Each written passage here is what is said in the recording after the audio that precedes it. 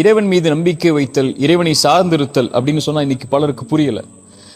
படைப்புகளை விட்டு விலகி படைத்தவனை முழுவதுமாக சார்ந்து நம்பிக்கை வைத்தல் தான் தவக்குல். இது 3 அடிப்படைகள் கீழே இருக்கு. ஒன்று, நடக்கின்ற அனைத்தும் நல்லதோ கெட்டதோ இறைவனுடைய புறத்திலிருந்து தான் நடந்தது, நடக்கின்றது, நடக்கவும் செய்யும் என்ற முழுமையான கல்வியை முதலிலே மனதில் ஏந்தி வாழ்தல். இரண்டாவது, அதன் மீது அப்படியே நம்பிக்கை வைத்து அவனையே சார்ந்து விடுதல்.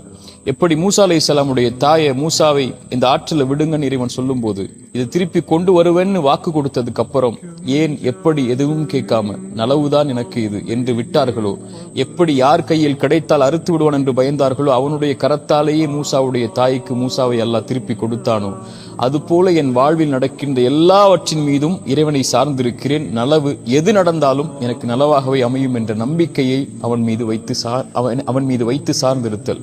மூன்றாவது, அதில் முயற்சி செய்தல். எப்படி மரியம் அலைஹிஸ்ஸலாம் சோதனை வரும்போது